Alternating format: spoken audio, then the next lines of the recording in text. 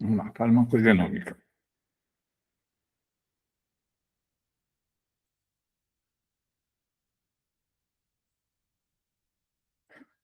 Falando de um assunto altamente atual, a farmacogenômica na medicina veterinária de precisão. Você entendendo desde o DNA até a hora de você receitar. Eu gosto muito de falar disso, porque em 1986, quando eu me formei, era um empirismo total. Você tinha trabalhos, você tinha uma ciência, mas não era. Eu me lembro muito bem que toda a ciência de um ano, a gente ia na biblioteca lá de Botucatu, da Unesp, e via, tinha aí 10, 15 livros grossos, com letrinha fina, no papel bem fininho, com todos os trabalhos publicados. O índice médico, índice veterinário. Agora, aquela quantidade de livros que tinha por ano, você tem um dia. Então, antigamente, a gente era muito empírico, certo? Você via, fazia média, não era como é agora, em 2026, que você tem uma precisão de exames, você tem uma abrangência maior. E também, para mim, a experiência clínica vai aumentando cada vez mais. Então, você vai podendo olhar o animal muito melhor, conquistar, através do exame clínico, muita coisa, mas também através dos novos exames que estão, desde 2020, aumentando e sendo cada vez mais precisos. Então, você teve uma evolução terapêutica. Era um empirismo em 86, agora por uma precisão molecular. Eu já sei aonde eu vou atuar a nível de molécula. Não é nem mais de célula, é de molécula dentro da célula. E isso é importante para individualizar o animal, certo? Você vai prescrever no peso certo, para aquela raça, para aquele animal, cada vez mais. Ainda estamos um pouco longe disso, mas vamos chegar, com certeza, nisso, usando a ciência, a alta ciência. Você vai pegar os dados genéticos, você vai fazer exames genéticos para poder fazer. O que você vai falar? Que remédio você vai usar? Marcadores farmacológicos. Cada animal tem a sua resposta a um fármaco. Marcadores farmacocinéticos, como é que esse fármaco vai ser processado dentro do organismo? E marcadores de segurança. Esse aqui eu posso usar, esse aqui eu não posso usar. Então, cada vez mais a gente vai ter uma prescrição mais precisa para cada animal. Por quê? A gente vai olhar o todo, desde a molécula até onde o animal vive. Isso é muito, muito importante. Em 86, quando eu comecei, empirismo e o enigma da idiosincrasia. Você não sabia o que tinha, né? Porque ainda não tinha como estudar. Era uma idiosincrasia. Deu um remédio, deu um efeito diferente, idiosincrasia, certo? Então, a gente tinha uma medicina bem mais empírica mesmo, causa e efeito, né? Você não tinha porquê, tinha aquela causa e por que gerava aquele efeito. Então, você sempre prescrevia pelo peso, né? Doses baseadas estritamente em medidas populacionais e peso corporal. O que é medidas populacionais? A média que era efetivo naquela espécie, ou naquela raça. Na verdade, era na espécie, a raça depois que foi evoluindo. E não sabia o que acontecer, era um enigma a resposta. Você tinha efeitos colaterais graves, que eram rotulados como idiosincrasias, que não tinha explicação. Por exemplo, você não podia dar Ivomec para cole. O Ivomec foi lançado, foi um boom, principalmente na pecuária. E eles começaram a ver a ivermectina e começaram a usar em animais, principalmente passar na demodesca, depois como imunomodulador, como vermífugo. E aí descobriram que você dava no colo e o colo morria. E não sabiam por quê. Era um efeito de idiosincrático. Com isso, existia uma limitação técnica muito grande. A genética, nem sabia direito por quê, certo?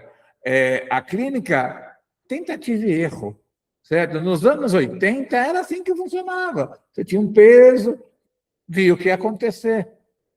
Faltavam muitos dados, muita coisa. Que nem aqui, já falei, o Ministério escolhe qual dose padrão que se torna letal. Então, já era proibido dar ivermectina em cole. E agora você tem vermífugos à base de ivermectina ou dos seus derivados que você usa. Então, assim foi a observação histórica da neurotoxicidade severa em cólicos após doses padrão de ivermectina. Então, você tinha isso. Não sabia por quê, era um enigma essa idiosincrasia, esse efeito não esperado. Por que matava? E não tinha cura, não tinha antídoto, não tinha nada.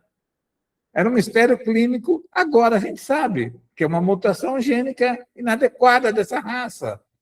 O MBR, o GNMBR, que está alterado nessa raça e que quando você usa ivermectina, e claro, agora já sabe até a dose, e claro, cada vez mais, você sabendo como esse gene se manifesta, você sabe como usar os fármacos. E não é só para ivermectina, é várias outras coisas, anestésicos, que esse gene altera. E aí, com medo na prescrição, impulsionou a busca pela certeza molecular. Então, começaram a buscar na molécula e no gene o que é que causava. Então, em 86 era um mistério clínico, hoje é uma verdade molecular. Sabe-se que, em determinadas doses, por alterações genéticas, o animal da raça Collie, Border Collie, seus derivados, responde mal e pode morrer quando se aplica a ivermectina. E isso para outros fármacos também, vários outros fármacos, tá? Então, o divisor de águas foi o processo de genoma animal, que é onde você estudou todos os genes, mapeou todos os genes humanos em 2003, o cão em 2005, o gato em 2007, ó, 2003, 2005 e 2007. E aí, parou de ser uma medicina de suposição para uma medicina de dados. Então, falava, olha, com essa doença tem esse gene, alterações nesse gene, o que acontece? Começou -se a estudar mais. Não foi fácil, não. Não foi, mas começou a se pensar. E, a partir daí que descobriu para as raças, começou a falar, a pensar, bom, então eu tenho que buscar individualmente. Então, começou-se a fazer certos exames, e agora a gente tem muitos exames, inclusive para câncer, inclusive para alergia, inclusive para problemas endócrinos e imunológicos, para você ver o gene e ver o que acontece, certo? Que tipo de fármaco você usa? Que tipo de tratamento você usa? Você vai saber que determinadas expressões genéticas vão ser mais comuns em determinadas raças, vão modular um processo fisiológico metabólico que pode gerar toxicidade ou não. Então, você virou uma ciência altamente precisa. E a vida passou a ser entendida de uma forma mais individual. Cada animal vai ter que modular o seu gene para poder ser tratado. Então, você começou a ter dados confiáveis, terapias precisas, mais eficiência e um genoma, uma forma de pensar a estrutura individual. Então, esse é o gene MDR1, ABCB1, é uma sentinela da barreira hematoencefálica. Então, essa alteração nesse gene e nessa cadeia aqui, ABCB1, você tem maior ou menor entrada de substâncias dentro da célula, dentro da barreira hematoencefálica. Então, os receptores aqui ficam mais ou menos abertos. E aí entra a ivermectina e causa a morte por toxicidade cerebral. Então, vamos ver aqui. Fisiologia da PPGP. Proteínas transportadoras que atuam como uma bomba de fluxo molecular que são controladas pelo esse gene, se estão presentes ou não. Elas que fazem o quê? A proteção do sistema nervoso central. É o que protege a barreira hematoencefálica, expulsando antibióticos e toxinas.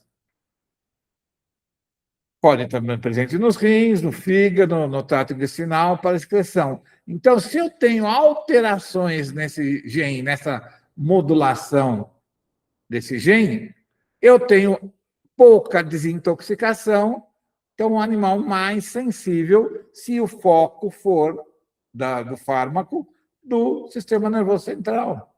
Tá? Entra na barreira hematoencefálica, fica mais tóxico e pode mais rápido morrer. Tá? Então, essa P-glicoproteína tem uma bomba de efluxo que sai, né? Ó, ela vai, entra e sai para o tecido cerebral, do sangue para o tecido cerebral. Se eu tenho uma alteração nesse gene, eu tenho um processo de toxicidade a nível central. Está aí por que a ivermectina matava o coli. Tá? Então, se eu tivesse a mutação MDR1 um delta, eu tenho uma falha nesse processo.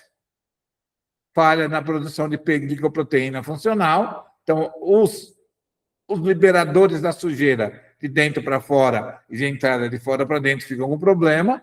Tem um acúmulo neurotóxico, os fármacos atravessam a barreira hematoencefálica e atingem níveis letais no sistema nervoso central e morrem. Quem faz isso?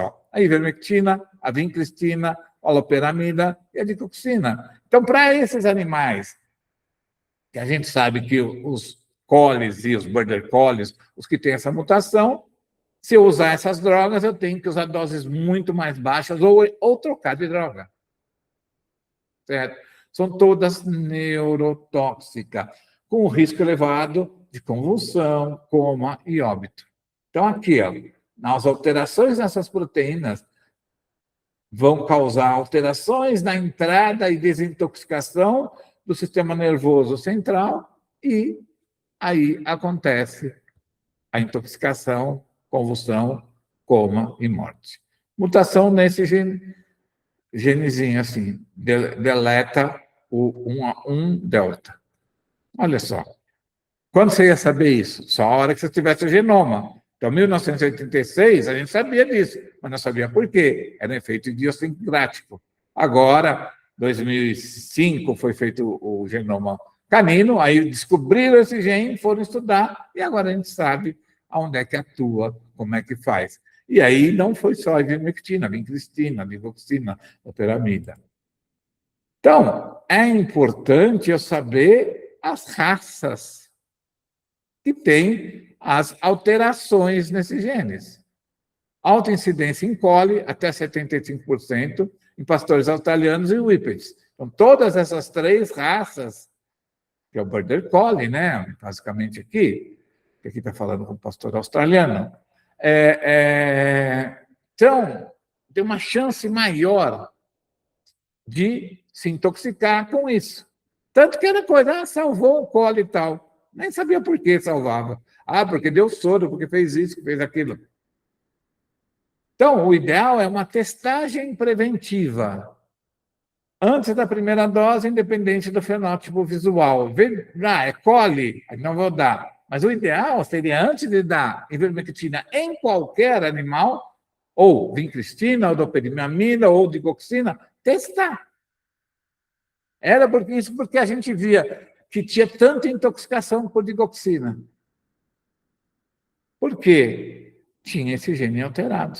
Porque lembra que não é só no cérebro, é no coração, no intestino. Então, de repente, a digoxina foi deixada de lado. Claro que o Temobendan atualmente é bem melhor, mas será que, se eu fizer esse teste, eu não vou conseguir entender melhor o processo?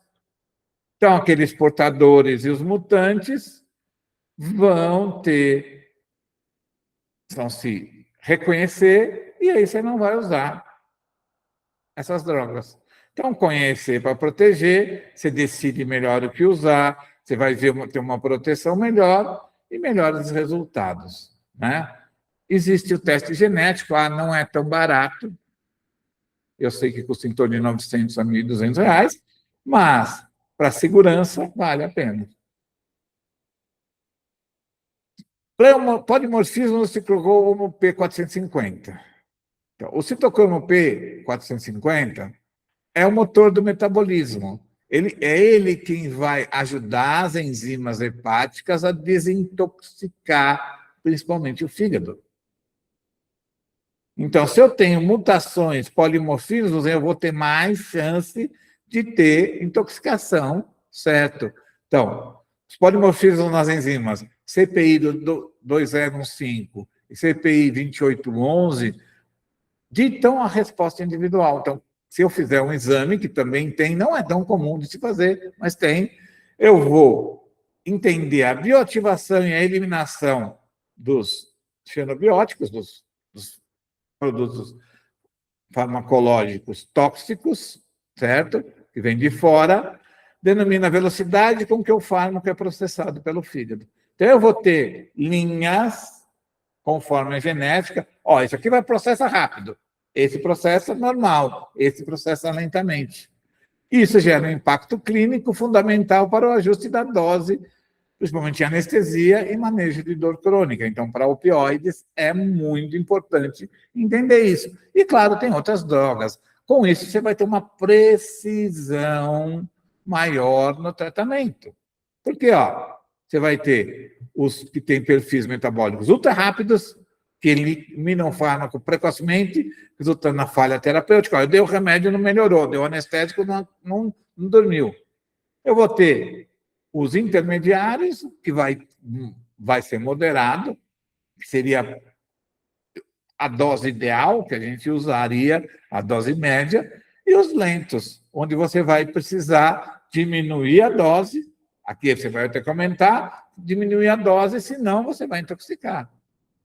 Porque os lentos acumulam fármaco no organismo, elevando o risco de toxicidade severa. Então, você vai ter que, através do genoma, através daquela presença daquela enzima, daquele gene que produz aquela enzima que modula essas reações de retirar, de desintoxicar, de metabolizar mais rápido ou menos rápido, você vai ajustar e vai ver a capacidade enzimática individual, não só o peso, mas a capacidade enzimática individual. Você vai ter diferentes curvas farmacocinéticas. Então, você vai ter, para cada um desses tipos de gene, uma curva, os ultra rápidos, os intermediários e os lentos, e aí a dose do fármaco que você vai usar.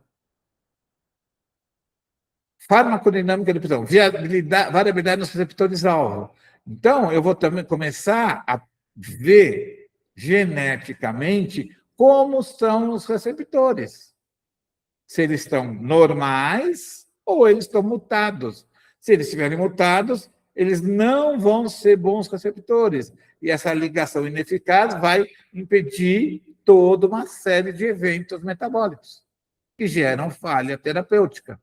Aqui é o normal, passa, você recebe o receptor normal, ele recebe e vai concluir o processo metabólico. E se tiver inalterado, então, determinados animais com determinadas mutações genéticas vão ter determinadas reações com problema.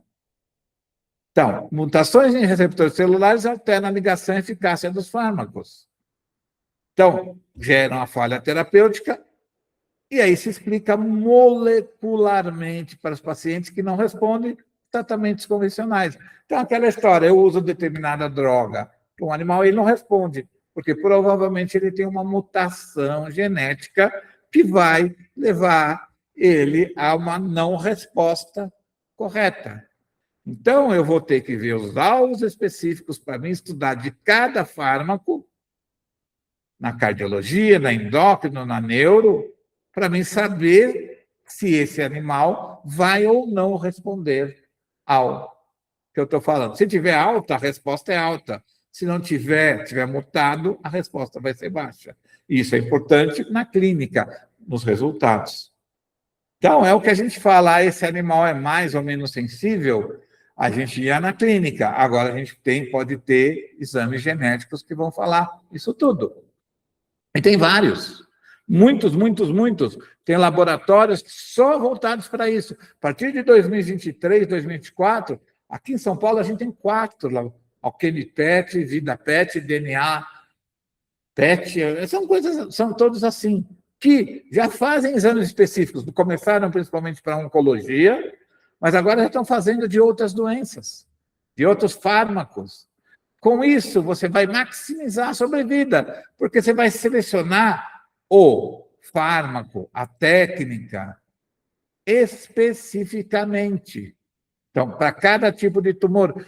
Eu, quando fiz a especialização em onco, eles falaram, estão fazendo imunistoquímica para saber os receptores que tem. Agora, já está se fazendo testes genéticos para se saber os receptores que tem, para saber o tipo de fármaco que eu vou usar para tratar. E aí, eu entro também não só o fármaco, mas as técnicas de acupuntura, as técnicas de cromoterapia, as técnicas de aroma, todas as técnicas, para que vão alterar conforme o receptor. Certo? Aí você tem uma seleção de precisão. Redução da toxicidade, porque eu vou usar a dose certa para aquele receptor certo e não vou ter outros efeitos em outros locais. E a eficácia otimizada, um ajuste fino da dose para maximizar a remissão e preservar a função orgânica. Então, eu vou ter uma medicina de precisão que vai decidir e vai ajudar mais a vida. Então, eu vou aumentar minha taxa de sobrevida, vou diminuir meu nível de toxicidade. São os vários genes aqui que podem ter mutações, que eu já meço. Tem um perfil, inclusive, que eu meço, e aí é legal, porque já entra na parte da nutrição, a genética dos micro-organismos da microbioma intestinal, que vai me modular toda a resposta imunológica. Então, eu já tenho testes assim para microbioma intestinal, para o corpo todo, de sangue, de urina, para câncer nos Estados Unidos. Aqui no Brasil diz que tem, mas a hora que eu fui procurar, o pessoal só tinha para tumores específicos, por exemplo, para tumor de ovário, tumor de próstata, tumor de ureter, ou para tumor intestinal. Mas nos Estados Unidos já tem um teste que você coleta a urina ou sangue e fala, tem genes alterados, genes de tumor. Mesmo que você não tenha formação de massas, você já pode começar a tratar aquele animal, melhorando a resposta imunológica, melhorando a resposta local no processo, tirando a inflamação, que é um processo que vai concretizando o gene. E assim para a anestesia, alguns testes para você fazer antes de anestesia, para você poder prever se vai ter risco ou não aquela anestesia, em qualquer idade. Claro que ainda são testes um pouco caros, vamos dizer, R$ 300, R$ 400 de um, ou se você for para um perfil completo, R$ 1.200, R$ 1.400, até R$ 2.000, mas te dá segurança. Se todo mundo começar a usar, começa a baratear esse custo. Então, basicamente, é a base de PCRs ultra, tá? Então, anestesia de precisão. Então, você vai pegar variabilidade farmacogenética, diferentes na resposta no propofol, opioides, benzodiazepínicos, e já saber como é que você vai abordar. Se é altamente metabolizado, intermediário, ou uma metabolização mais baixa, ou se os receptores estão bloqueados ou não. O principal que está se usando agora é a hipertermia maligna. Não é tão comum, tá? Eu, pelo menos, não vi muitas vezes. Mas já tem um gene, que é CYP, parece, que você vai verificar se vai ter ou não vai ter hipertermia maligna, em especial com esses opioides aqui, benzodiazepínicos e propofol. Identificando os riscos genéticos para complicações fatais durante a anestesia. E, assim, não tem uma anestesia padrão, mas uma anestesia baseada na genética do animal. Então, já existe esse exame genético para detecção de hipertermia maligna. Fazem em gente, mas estamos fazendo em animais também, os laboratórios já fazem. Resposta, que a gente já falou da resposta individual aos analgésicos, para controle de dor. Por que o tramadol, os opioides, apresentam eficácia diferente entre indivíduos? Essa mesma aqui, esse gene, CYP, varia de um para outro. Então, varia como os opioides reagem no corpo. Então, você faz, não responde à dor, vai pesquisar a genética, vai achar isso aqui. Então, aí você vai tentar outras fórmulas. Então, a intersecção entre a farmacogenômica e o equilíbrio sistêmico via florais de Bach. Os florais de Bach restauram o equilíbrio também desses genes. Já tem estudos falando um pouco sobre isso. E aí você consegue equilibrar a modulação e a dor. Olha só que interessante. A recepção, transdução, modulação, percepção da dor podem ser moduladas por florais. Tá? Claro que não só por florais, por outros fármacos, pela própria acupuntura, pela própria homeopatia, tudo vai se encaixando. A gente já tem vários estudos comprovando a acupuntura modulando determinados microRNAs que modulam determinadas produções de DNA. Então, modula a expressão genética. Com isso, você otimiza o conforto através de um perfil genético e suporte vibracional, com todas as terapias, não só os fármacos, todas elas. Modulando, aliviando a dor, que é um dos principais problemas, assim, realmente o maior sofrimento, e aí eu falo em sofrimento, do animal é a dor. E aí você pode, com o teste genético, e tem vários, nós vamos falar em outra aula desses testes genéticos. Hemograma, a genética, certo? O hemograma não vai te dar só as contagens de linfócitos, leucócitos, hemácias, mas ele vai poder, com certeza, pelo exame de sangue simples, te dar o perfil genético, o relatório genético, para ver, certo? Aqui, ó, o MDR1 para ivermectina, o CYP1 para teofilina, que é também para hipertermia maligna, o CYP2C19, metabolismo de ANES, o TPNC, marcadores de troponina, COLI, certo? NGEJ, predisposição oftálmica, a microoftalmia em colis, a degeneração do diencéfalo pelo DM. Então, tem várias. Então, você vai ter baixo risco farmacológico com um simples exame de sangue, como se fosse um novo hemograma. Claro, isso vai ser o tempo. Você vai ter um diagnóstico preventivo e uma ferramenta de decisão muito maior. Você vai fazer esses exames de rotina e vai saber o que está. Você já vai mandar e vai ter o resultado.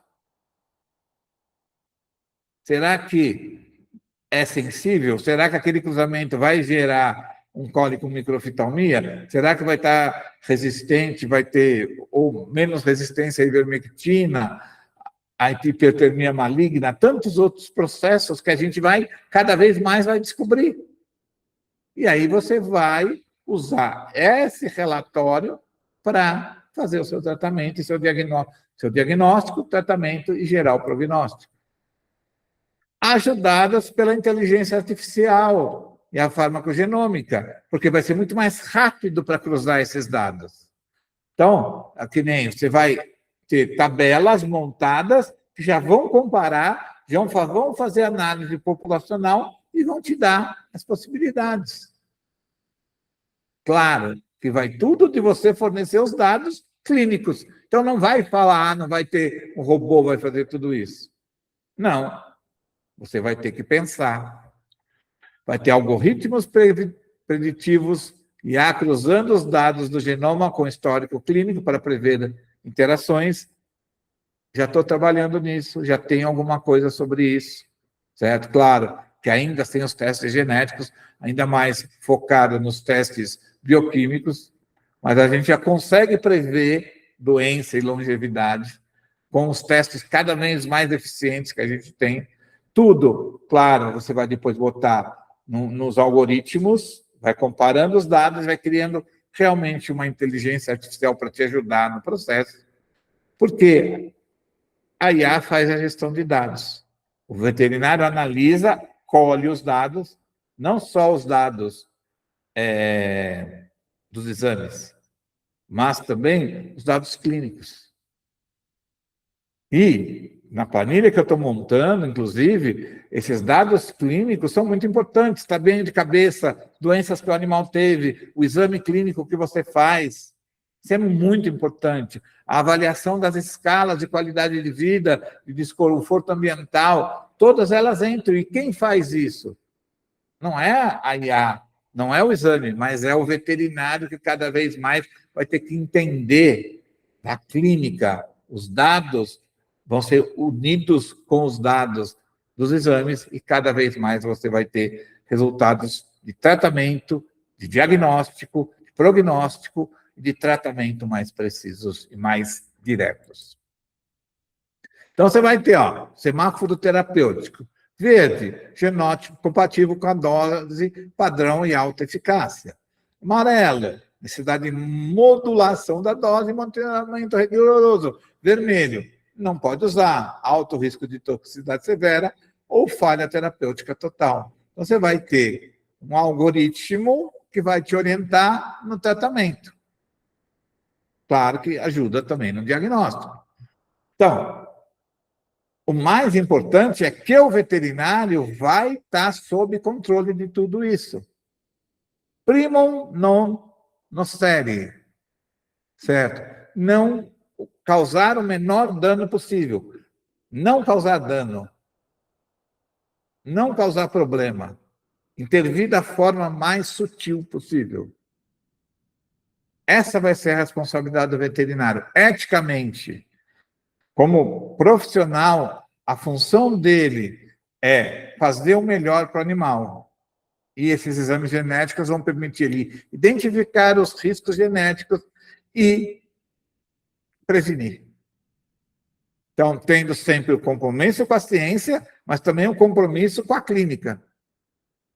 Vai ser uma medicina de suposições, que a gente tinha em 1986, para uma medicina baseada em dados moleculares e clínicos avançados, gerando uma segurança do paciente para honrar o juramento de não causar dano pela testagem preventiva. Cada vez mais melhorando para o animal e, com isso, para o tutor, para o ambiente e para todos aqui nesse planeta. Isso tudo tem que ser bem explicado.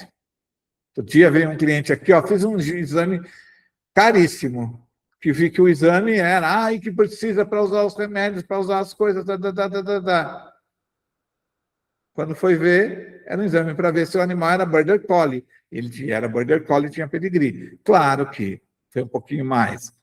Era para determinar se o cachorro tinha o gene MDV e se podia usar as drogas para fazer uma cirurgia de tumor. Mas no final ficou um exame meio assim que ele era, puro, mas confirmou. Com isso, se eu tiver dados, se eu tiver volume, se eu tiver informações, se eu tiver escalas, se eu tiver tabelas, o engajamento do doutor aumenta, porque além de eu falar e dele ver no animal, ele tem um acompanhamento físico, numérico, que o ser humano ainda precisa disso. Que ele vai perceber o valor e vai entender, vai saber que pode ou não usar, até reduzindo os custos a longo prazo, mas melhorando principalmente a eficiência, a eficácia e tirando o sofrimento desnecessário. Tudo misturado. Veterinário, tutor, animal e o ambiente. Muito importante na longevidade tudo isso. Eu sabendo, mantendo o metabolismo eficiente, otimização enzimática, reduzindo o estresse oxidativo, apresentando a função orgânica e vivendo mais. Olhando todo, junto com a medicina chinesa, junto com as terapias complementares, eu vou entender as relações energéticas, vou colocar nesse processo todo e vou ter melhores resultados.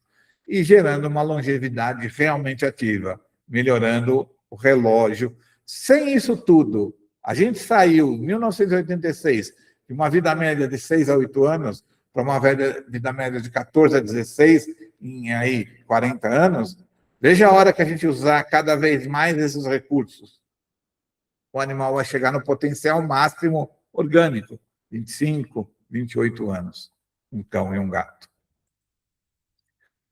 O veterinário, então, traduz essa ciência para a vida real.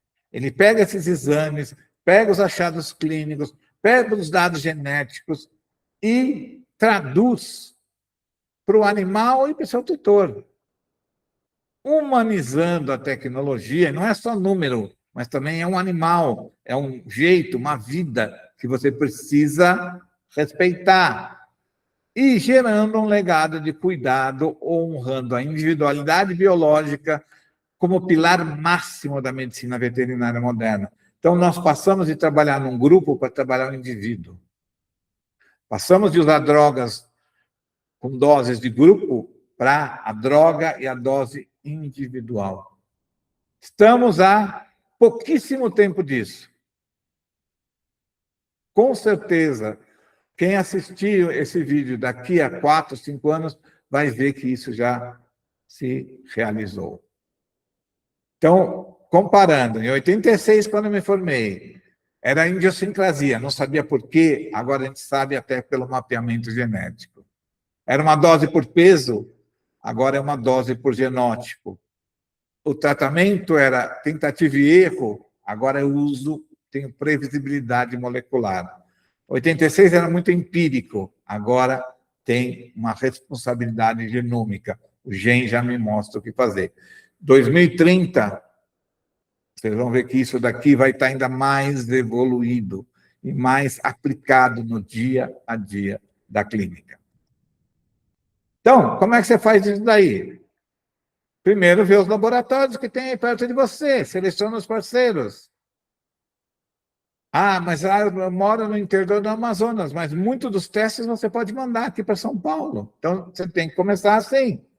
Depois, estabelecer os protocolos, raças, perfis de pacientes, que são testes obrigatórios, porque só a partir da hora que você criar como rotina é que você vai saber e aprender a eficácia. Integração com o prontuário, montar no seu prontuário, criar alertas automáticos de segurança baseados no genótipo do paciente. Então, você vai ter a IA para te ajudar isso. A gente já está trabalhando nisso. Vai ter cada vez mais. Tem muita gente trabalhando nisso, aliás. Tá? E sempre estudando, educação continuada, fazer cursos, assistir vídeos, se manter atualizado é essencial. Assim se evolui. Nunca sem estudar, sempre usando, estudando e trabalhando em equipe. Vamos lá aqui, 3 situações de casos. Caso 1, oncologia. Ajuste de dose de vincristina encolhe MDR1 mutante, evitando neurotoxicidade fatal. Caso de anestesia, identificação de risco para hipertermia maligna em Greyhound, permitindo protocolo alternativo seguros. Otimização da analgesia em pastor alemão não responsível através do perfil CIP. Então, eu já vou ter algumas alternativas atuais que você consegue fazer esses exames e muito mais. Estudar, estudar e estudar. Concluindo, a medicina que honra a individualidade biológica. Nós estamos saindo da medicina de trabalhar o coletivo para trabalhar o indivíduo. A gente tem que ter um compromisso com a alta ciência. A farmacogenômica não é o futuro, é o padrão ouro do presente. É o que a gente tem que ver, cada vez mais buscar exames genéticos, com cuidado personalizado. Cada paciente é um universo genético único que exige uma abordagem sob medida, para honrar a vida através da precisão, da ética e da inovação constante. É essencial a gente mudar. Está na hora, e é não tão difícil assim. Aqui algumas referências, você vê que é tudo moderno. Eu gosto muito de PubMed, sempre, tá?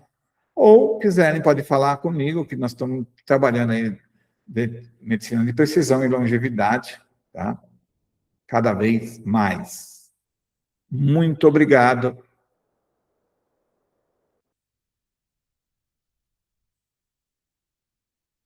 Muito obrigado. Siga a gente no YouTube, que toda semana tem vídeo novo, até às vezes até mais que uma vez na semana, e sempre assuntos que vão levar o veterinário para a modernidade, vão integrar e vão mostrar um novo caminho.